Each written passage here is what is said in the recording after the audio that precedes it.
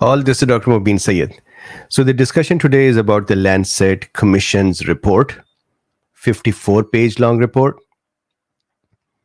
And of course, I'm only going to comment on it and look at some of the pieces of it.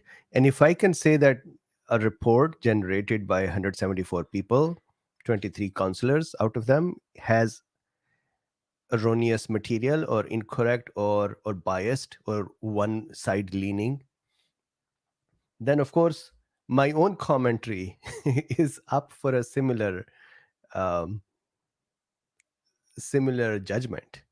So that simply means it's just a thought. Let's talk about some of the things that are interesting. I haven't gone over all of it. I actually went through some pieces that were of my interest. For example, it was my interest to see a little more about how did they couch their presentation about the origin story. And I right off the bat, I think it was a very poorly articulated case. Then, for either way, to say it came from the lab or to say it came from the animals or came from somewhere, the whole articulation was didn't make sense. But there are some pieces in it that made me chuckle. So I want to start from there so we can have a Friday evening with some um, amusement, and then we'll look at some of the things that may make us a little upset as well. So let's start. So these are our gifts for humanity. And first thing I want to do is the following. This is the report. And it is correct that some of the authors in this report they don't have the very shiny um, career highlights of their own to be biased one way or the other. But I think that is just part of life. So and I'm not dismissing their background. I want to look at what is in the report.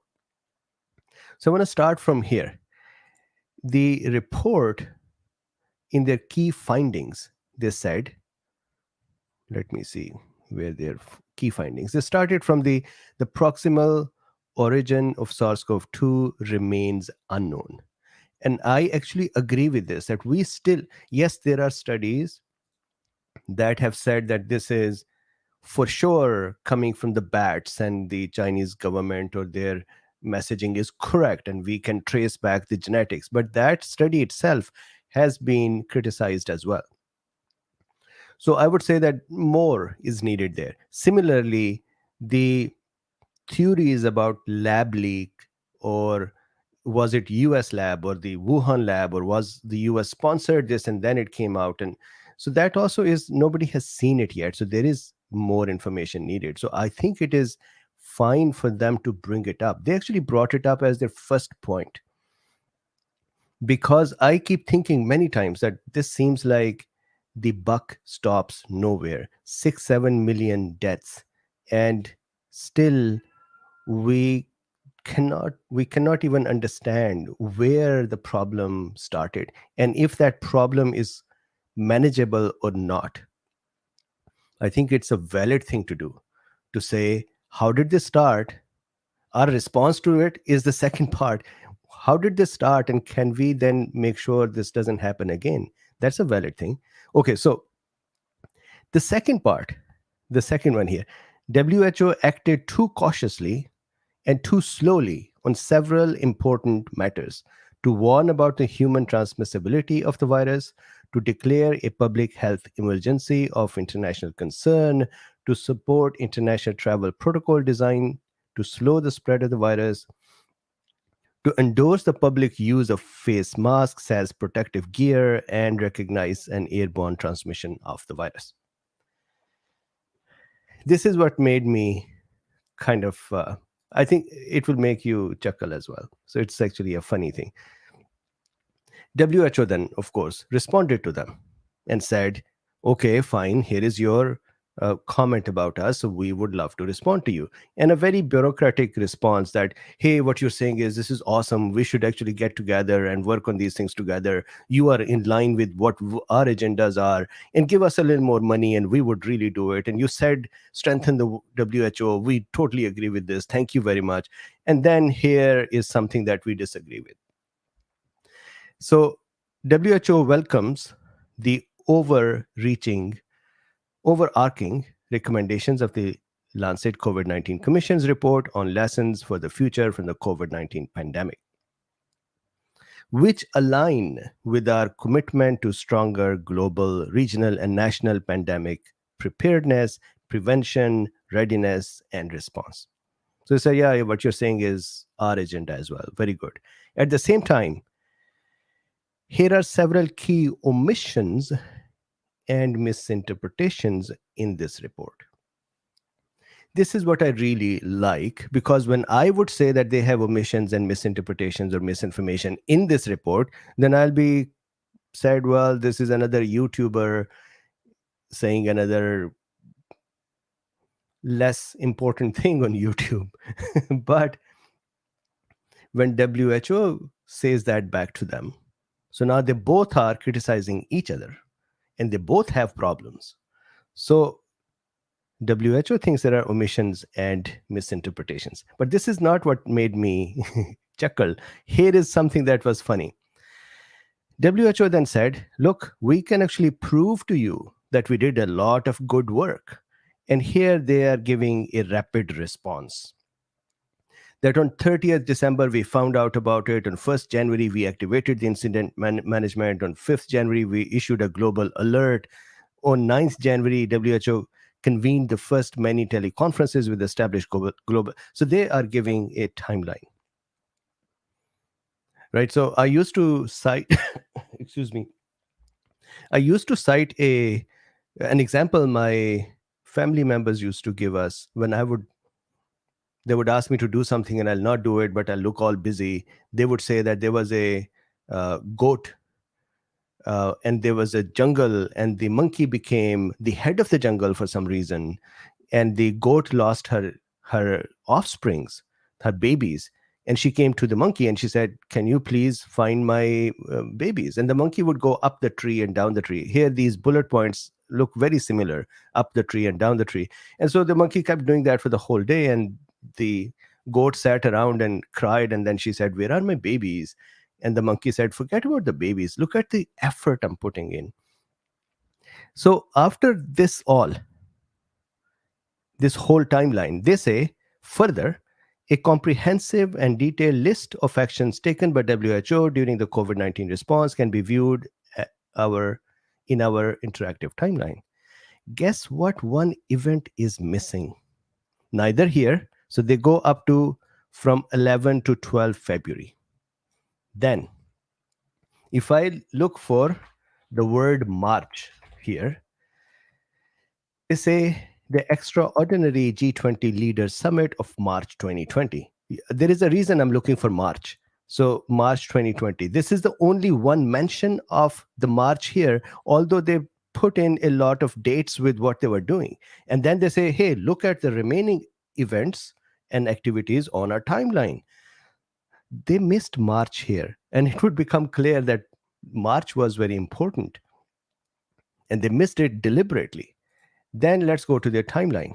In their timeline, it's a beautifully done timeline. I think they have a lot of money to do such things. I wish they can give us some money and we can do a little better than them.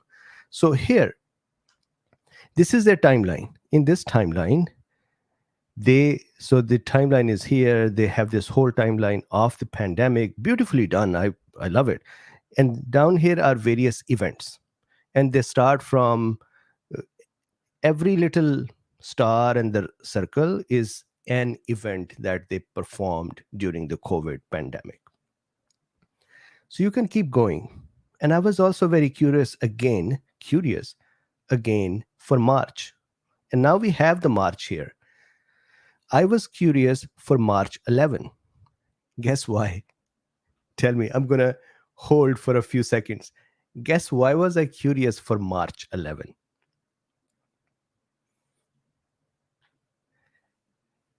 I was curious for March 11 because March 11 is when WHO said we have a pandemic.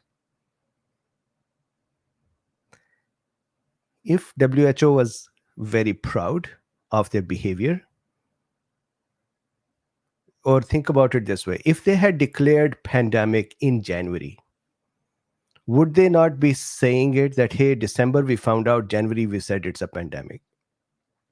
They actually declared pandemic in March, on March 11.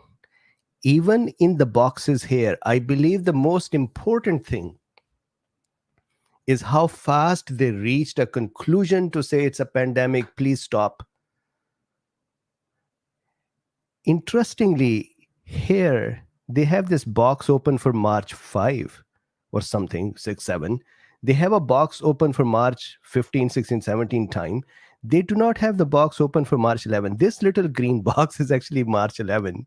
It made me chuckle. They did not open this one up, neither here and nor here. So even when they were responding, they were still doing their own omissions as well. So it's a game of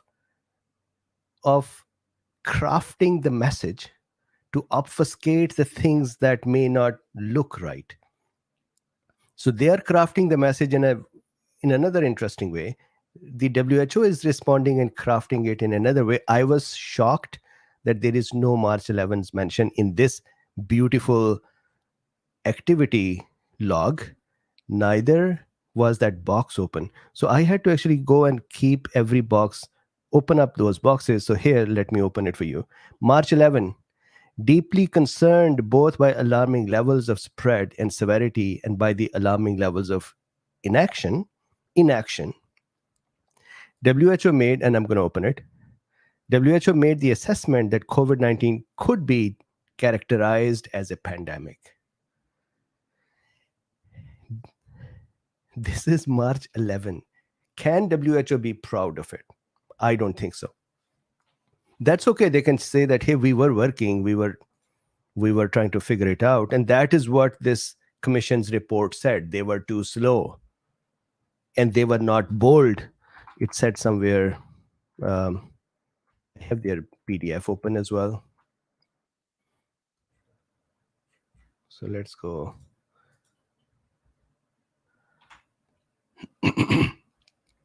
WHO acted too cautiously and too slowly on several important matters. WHO responded by saying you guys are omitting and misinterpreting, and once again omitting the actual thing that can say, oh man, WHO, what was wrong with you? So that is something that made me chuckle. Okay, so now let's look at some more their review or some of my notes, and I want to then show you some other point of views as well. And I can tell you this, that they actually have a very how should I characterize this? Saying that single-sided or mainstream doesn't do justice. They have actually a very biased opinion around which they built their case. So they still have a blind spot to a huge number of other advances in medicine that occurred and other hopes that were available, and they called things as misinformation, and they named hydroxychloroquine and ivermectin. They named it in their report, but they never named the things that I'm going to show you. So first, let's see. For me, the ugly was there is no concept of any early possible treatment at all. If they can criticize someone else to say you did not look at the evidence, then they themselves should have looked at the evidence as well. They are sitting on a pile of evidence. That is what the Lancet is. So that was the ugly for me, that they're sitting on a pile of evidence. They're not using that, and then they're finger pointing to the others. The bad part, and again, I haven't yet gone through the 54. These are the key points and some parts that I was more interested in looking at. How did they articulate? The bad part, poor articulation of the origin theory. They could do better. It just looked so poor that it became open to criticism, both from those who say this is a lab leak and those who say this is a zoonotic origin. They have simple errors like when were the Australian schools closed and for how long. Then they never looked at in this report, 54 pages. And once again, I would agree that I cannot expect any one report to come out and provide a complete holistic approach. And when they would provide a statement, some people are going to be in agreement with that, and so the others, some are going to be upset about it. So I don't think they can also provide a thing, a document, a manuscript, an assessment that would be accepted by everyone. And I think there are piecemeal, some things that are fine, that some are not. So for SARS-CoV-2 therapeutics, there had been so many, just like Kelly's study from Australia about ivermectin, there were other studies that were computer generated therapies where computer said, hey, based on the folding of the or the structure of the spike protein, here are the therapies or the already approved drugs that can bind with this molecule, so can be tried. When you look back 2.5 years, you could actually think that some of these things could be tried in clinical settings, in trial settings, in study settings.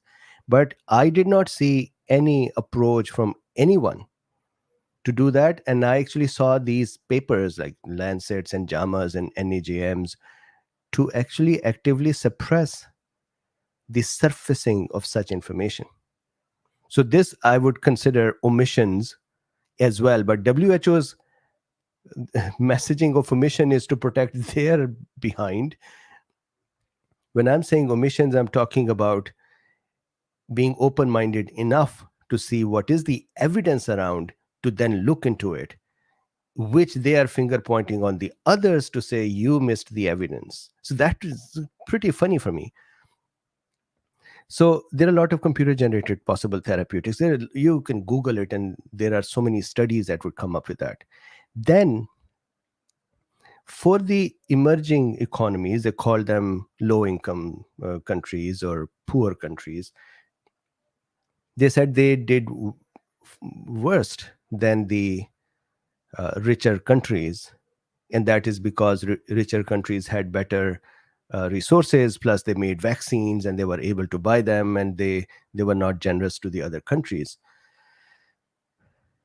So I looked at the number of deaths per 100,000. And so I have that data over here. This is the one, John Hopkins mortality analysis. And to some extent, this is correct that the deaths per 100,000, for example, here, Peru, you can call, let's say, not rich, maybe. My apologies if Peruvians don't agree with that. Or Slovakia. Brazil is actually good. Look at US here, fourth. So is it necessary that the countries that may not have enough resources were actually doing worst? So I felt that that was a rhetorical stance instead of actually a data driven point of view. And one of the reasons I think that some of the countries that were emerging countries, they performed well was because they were open minded about other therapies as well, because they didn't have the vaccines in time or enough vaccines, and their doctors were trying to figure out what to do. They were not under control of CDCs and FDAs and thou shall not do this or we'll cancel you. They were not doing that. And so they had to find ways to work. So maybe we should look at that too. The good part, which I like about this, is that I think we are reaching that point in pandemic to be able to look back and say what happened instead of saying we are still just stuck with it. So it is an indicator of the end. And secondly, it is a beginning. If I may, there are many reports before as well. I'm going to actually show you Walensky's interview that made my blood boil once before, and I want to share it with you here as well. And she was also lessons learned from pandemic, and that it's not even worth watching. But anyways, there is a piece that I want to share with you. So the good is that they have started this discussion, And when a mainstream journal has started it, then of course it's not Dr. Mubin said this, and so let's just dismiss it. Now there could be more open dialogue, and if Lancet can say it, then people can probably talk about it as well. So that is interesting for me that um,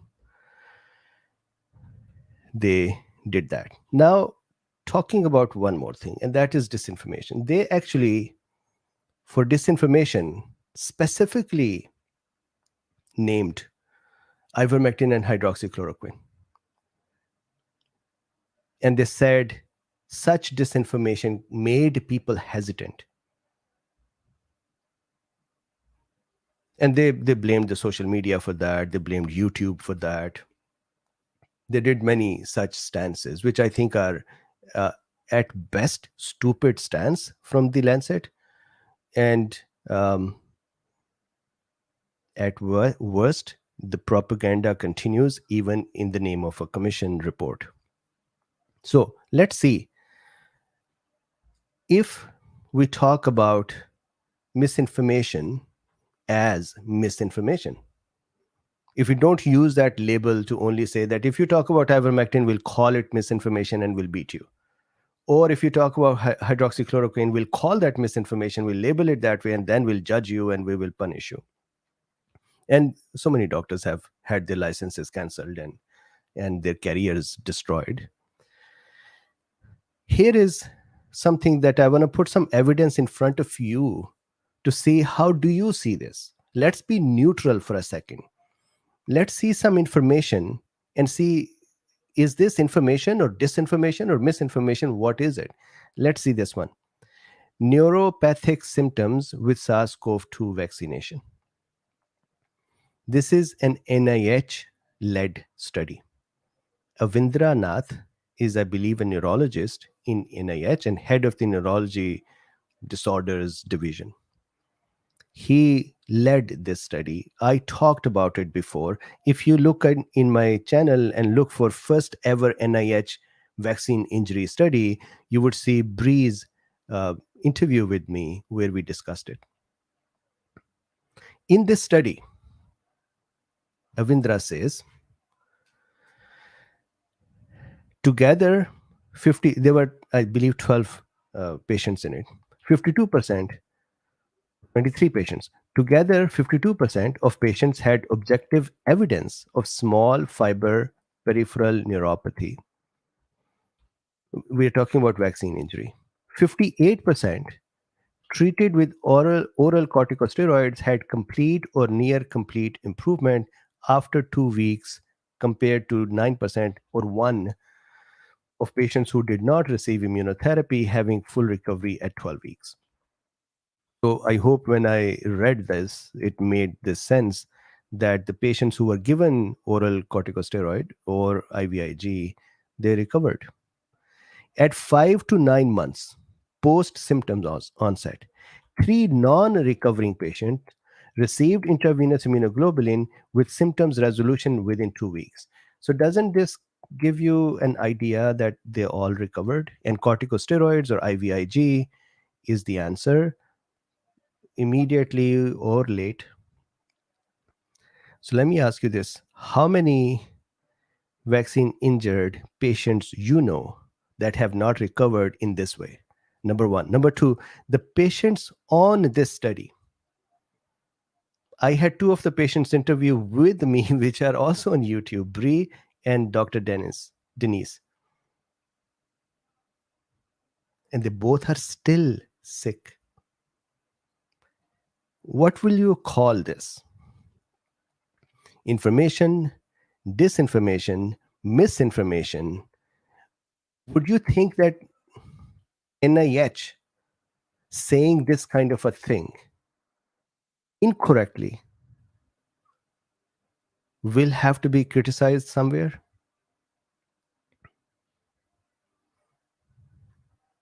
Let me. So I'm going to, and sorry, if you would go back for a second to the WHO. This is WHO. The World Health Organization, WHO, on March 11, 2020, has declared the novel coronavirus outbreak a global pandemic. This is that time. So let me just close some of these.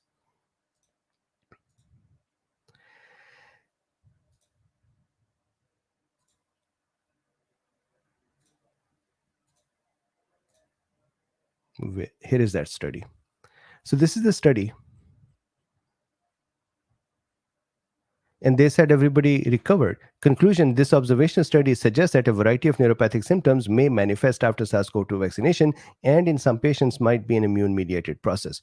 Here in the conclusion, they just removed it. Up here, they said they became okay.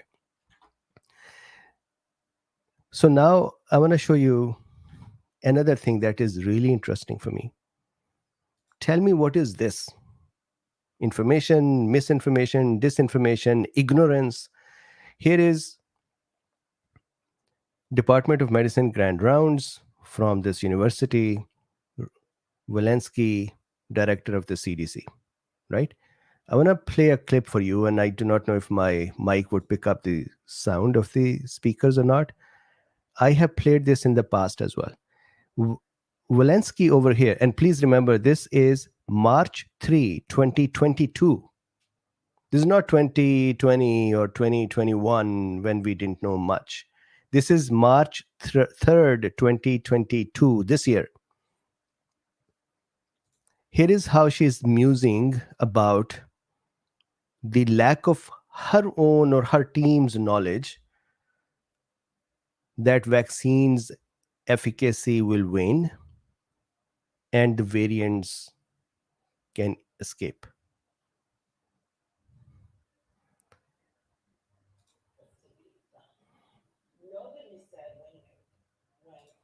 Nobody said waning, I believe that's what she's saying.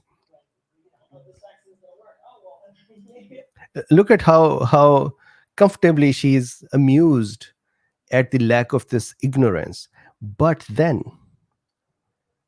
all the way before, saying that the vaccines will work and they will not let you spread it to others and they will not let you be infected, what was that? I would have said that, it was okay if they came out and they said, sorry, we misspoke. These vaccines haven't been the best. Or they didn't do it. Maybe coronaviruses are such things that we cannot make successful vaccines again. It was something, some scientific fact to back up that, hey, we were running against time. We really did not know this was a new thing. So we were just making statements that were not right. Here, she's actually chuckling about it.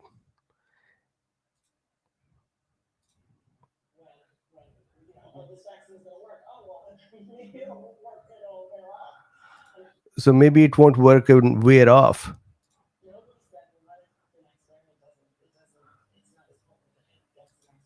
Nobody said that what if the next variant is not going to be something treated by vaccine or something. This is March 2022, when throughout the past 2 years, there had been a discussion that the vaccines are very important. And again, I'm not sitting here to judge the vaccines important or not. I am talking about the misinformation or incorrect information. How would we see this one? And how would we see the presence of this statement in light of everything else that was said before? How would we see those statements? And the person was a little upset. People know we have to get a new flu vaccines every year to deal with variations of influenza. Walensky is saying that nobody thought new variant might not be susceptible to the vaccine. Oh yes, we were just cancelled. So again, I do not know if he is Republican or is Democrat. I don't care. The thing is, there is a lots of incorrect messaging. And I had written down just off the top of my head, and please tell me, what do you recall? Just off the top of my head, the twists and turns on masks. So now this is not some fringe group or a YouTuber making statements. This is health officials. Don't wear masks, wear masks. We said don't wear masks because we wanted to protect the masks that are available for the healthcare professionals. That means you were really not doing science. Then why do you claim that you were doing science? Or the incorrect promises on vaccines. The promises that were incorrect were, I totally agree. I am double jabbed vaccinated with Moderna. I agree that with the severe cases against the death with COVID, it helps. Then certain age, it helps. Certain comorbidities, it helps. And so there is a place for vaccine. But saying, and I think we all have seen those little clips where highest officials were saying, when you get the vaccine, you will not become infected, you will not spread it to others, and blah. And here we are. Or the censoring of the vaccine efficacy data. Let me remind you about this one. Remember this one? I still remember when this article came out, the CDC isn't publishing large portion of the COVID data it collects, and I talked about it. And people started attacking her, Apurva Mandavili, saying that she herself is not the best of the, um, or sincere or whatever. I looked at the data here, and let's say we don't go with what she said. Let's see what the spokespersons were saying from CDC. Check this out. Kristen Nordland, a spokeswoman for the CDC, said the agency has been slow to release the different streams of data because basically, at the end of the day, it's not yet ready for prime time. She said the agency's priority when gathering any data is to ensure that it's accurate and actionable. Another reason, hear this out. Another reason is fear that the information might be misinterpreted. Why will we misinterpret some good information? We are that dumb that you would say, hey, this drug works, and we look at that data and say, you know what? I don't think this works. This data tells me it doesn't work. There must be something in the data that they thought would cause that. They had the time to call people, you're not a horse, you're not a cow. They didn't have time to explain these things. And so they just said we would withhold the information. How do you portray that? Where do you assess that in this report? What do you call this? Why did they not bring up such things? And not just for the US, for UK as well. They haven't brought these things up.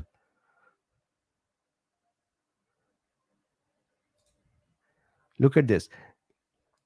Poor US gets beaten up more because we provide all these informations through, but this was happening in many countries. So if I go down here, check this out. But the CDC has been routinely collecting information. So one reason people said that, well, you know what, they were not providing that information because they didn't have it yet.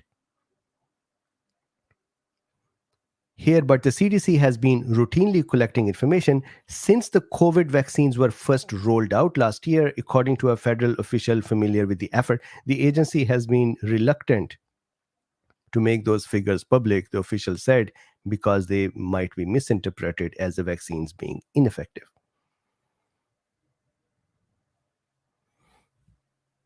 So, if I go back to the report, there is no inkling of such a miss from the health of the criticism of the health officials they are making here is health officials were not very good at articulating the case for masks or the lockdowns or starting the masks or lockdowns, or were not able to convince for the vaccines, and they said people were not convinced because it was disinformation.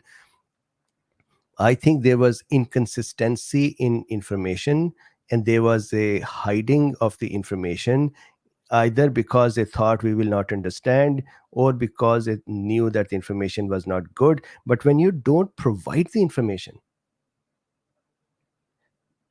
they think everybody in the world is sitting so positive minded in the midst of a pandemic to say, well, they're hiding it. I'm sure they have something good about it and they want to keep it to themselves. People thought that they're hiding something that means there is a problem. Remember the clotting issues that had with the CHADOX1, the Oxford AstraZeneca 2020 December, we started talking about it. I still remember even this discussion. When I did this discussion, people came in and said, you do not know that the vaccines were not even there yet, and the data was not even there for children.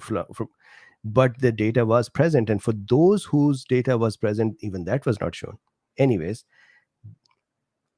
I'm not complaining about this. What I'm saying is that complaining I did in a separate video. What I'm saying is this report actually did not look into that. The report's gist for me became, hey, we do not know the origin. WHO dropped the ball. They should tighten their belt and become better. WHO said, yeah, sure, give us more money, we'll become better. They said governments did not work fast enough or clearly enough to implement the lockdowns, masks, and convince for vaccines. They said governments did not have enough regulations to stop people on social media from developing echo chambers and discussing things that caused them to what they used vaccine hesitation as a cop out. I think that when you descend a pandemic on the whole world and everyone is left alone for their own life, they are going to group together and figure out how do we protect ourselves. That was not misinformation. It is actually a brutal display of the failure of these Lancet like organizations, New England Journal of Medicine, JAMA, Lancet, Nature, and the failure of the healthcare authorities to actually bring people along. I had said it many times that if these folks, healthcare authorities, had invited the people that were saying that, hey, there may be a problem with the vaccine here, or there may be a problem with the mask there, or maybe some other problems. Even I may or may not agree with those. Imagine if they had collected them in a room and said, tell us what your concerns are. Show us your data. Let us work with you to figure out what are you looking at. I believe just that much of the communication would have caused a lot of unification in figuring out how to handle it together. Here, Lancet is whining about the countries and the departments and the WHOs not working together, while they're saying, why not you enforce better rules and regulations to stop people from disinforming or misinforming? So the result will be that even more fragmentation would occur. So that was weird for me, that they are saying the messages of working together are great, but then they're also saying don't go and do more regulations or control more. I did go over some of the folks who are part of the Lancet and then some of the folks who are part of this group. It is interesting. They have interesting backgrounds. This is the Lancet's chief editor, I believe, and the link is in the description. It will be interesting to see his career highlights as well. Then here is something I really want to share as well. Remember herd immunity? You tell me, did we not start from 67%? Even vaccines were given above 61 or 2% efficacy, and you're good because that would bring us towards herd immunity. Did we then get from the healthcare authorities, even till today, the actual number they thought or they think is correct? This is WHO on herd immunity on 31st December 2020. This is, all these links are in the description. This is, what was it, the date of this article? One second. This is December 24, 2020. December 24, 2020. Excuse me, almost a year in. How much herd immunity is enough? Scientists initially estimated that 60 to 70% of the population needed to acquire resistance to coronavirus to banish it. Now, Dr. Anthony Fauci and others are quietly shifting that number upwards. Again, without being upset with Fauci or others, I don't want to get into people problems. I want to see the messaging problems that here Lancet is saying the messaging problem is about ivermectin and hydroxychloroquine. Sure. How about this?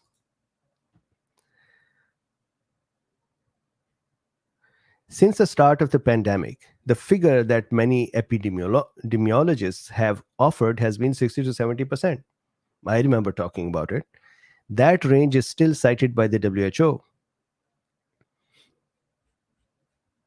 Then, if you come down here, in the pandemic's early days, Dr. Fauci tended to cite the same 60 to 70% estimate that most experts did. About a month ago, he began saying 70 to 75% in the television interviews. And last week, in an interview with CNBC News, he said 75, 80, 85%, and 75 to 80 plus percent.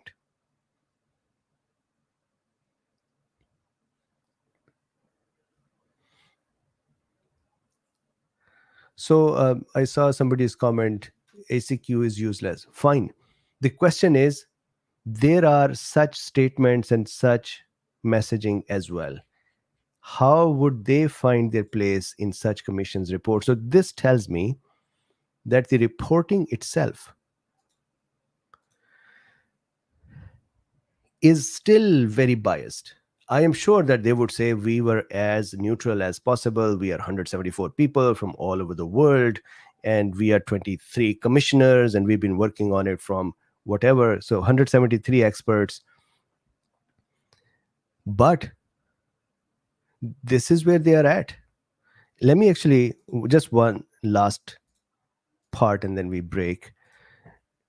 Let's look at just the key findings.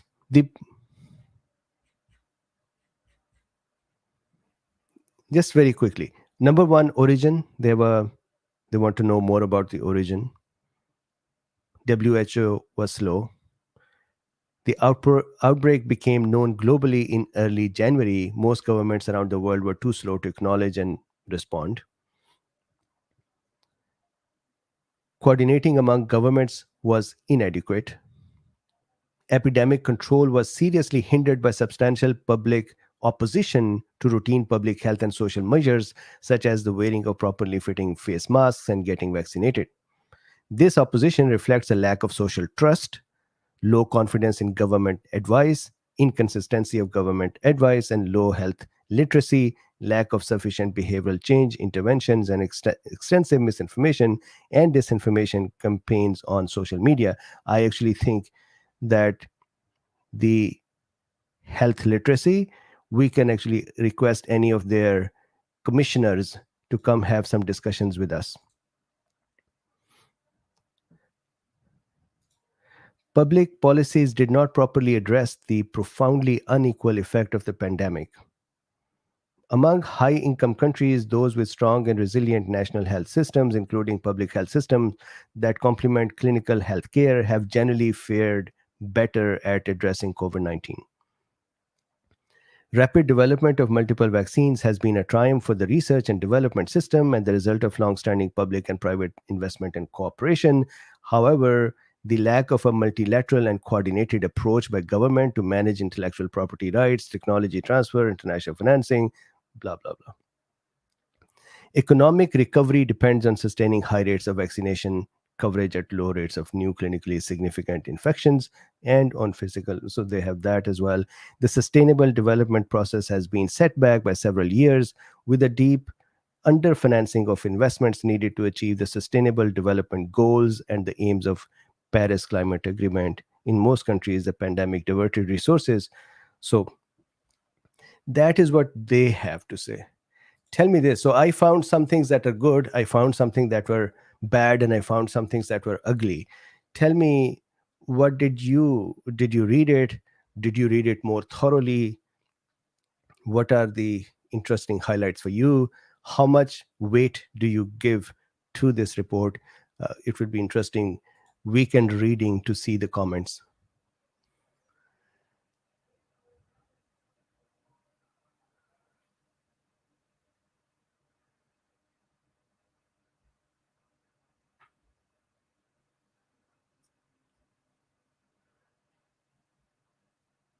So John has a comment about herd immunity. Yes. The point is this, John. Why make such statements? And if such statements are made, then where are they judged? Ivermectin hydroxychloroquine by name is judged. Where are such statements judged? Where are the judgments of this statements to say vaccine will not let you spread? And now we know that that was not the case. And how did I know that 2 years ago that that is an incorrect statement? Did they not have enough qualified people?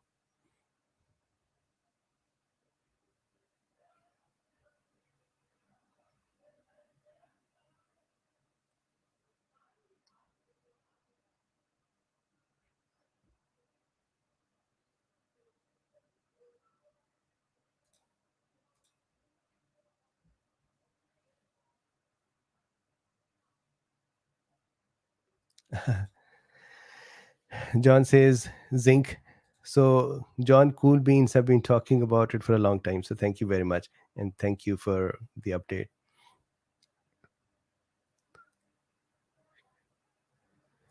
Raghav says, do you see Eric Fiegelding's tweets? They are reactionary. I didn't.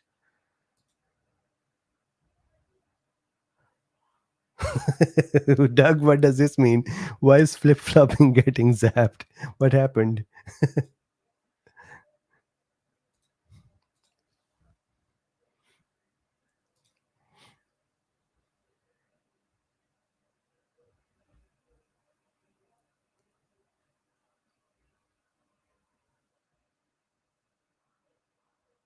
Okay, so looks like this is where we are at. Quick public service announcement, because the morning lecture had a lot of audio issues. Dr. Paul Merrick and I spoke afterwards, and he said on Sunday at 10 o'clock, the same time, Sunday, he will become available again to go through this talk once more. So if you are interested, on Sunday, 10 o'clock, we'll go live once more with Dr. Paul Merrick. Robin says, truthfully, I think that doctors and scientists were afraid to speak up because they were threatening to take lives. They are still that way. They're still afraid. And there are so many doctors. Look about Dr. Paul Merrick. You like him or you don't like him, or you like his approaches to managing. He was a doctor for ICU or intensive care for what, 25, 30 years. His career is gone. There are so many doctors whose careers were finished. There are so many with the financial outcomes. It was not just that, hey, don't say these things, we are unhappy. I have actually gone over many of the threatening letters and the even insurance companies, that if a doctor prescribes this drug to our members as if they have purchased them, we would do this or we would do that.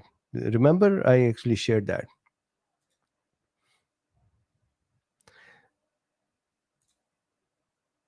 So my worry is that if somebody picks up this kind of a report and then says, yeah, let's just do this, then they would leave such a huge amount of learnings that still need to be done. They would still leave them behind. And that's not correct. Alive in Heels, Rima says, let's publish it again. Yes, remember? Rima, you actually forwarded one of these as well. There were all kinds of threats.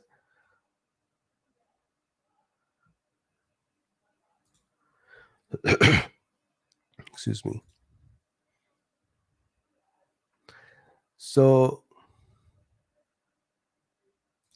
Sky says, I remember that letter. Yes, so I had actually shared that letter, then a letter from American Medical Association, then the hypocrisy by American Medical Association about some of the therapies. Sita is here. Hey, Sita, how are you? Yes, me too. Lori says she enjoyed the conversation. Thank you very much. We'll redo it.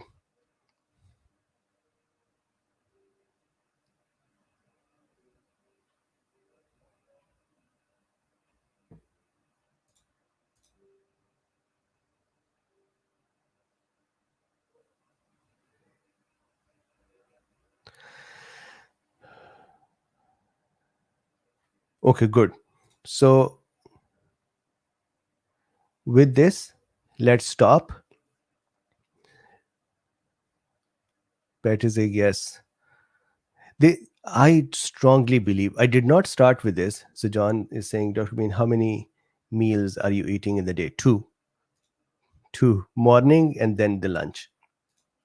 And I am actually now trying to make it one or reduce the gap to increase the fasting time more. Um, I had something else in my mind that I was going to say. So flowers, because we're going to do a lecture on Sunday as well, and I have to do another lecture tomorrow. Maybe we can skip on chit chat today. What do you think? Colombian says, I guess this will have to be moved to Odyssey. We'll see. If the account goes down, then it goes down.